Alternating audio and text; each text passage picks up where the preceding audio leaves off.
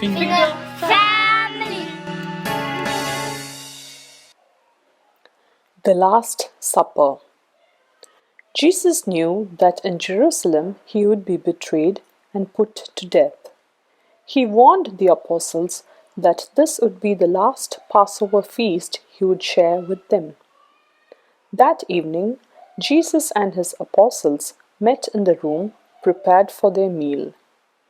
They were horrified when he told them, "This is the last night I will eat this bread and drink this wine.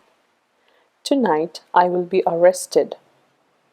Then he took some bread, broke it into pieces, and divided it among the apostles. "This is my body," he told them. "I offer it as a sacrifice for all mankind. Eat it in memory of me." Then he filled a glass with wine. "This is my blood," he said, passing it to each apostle in turn. "It will be shed for you and for all men. Drink this in memory of me." If you like the video, Subscribe to our YouTube channel by hitting the subscribe button below.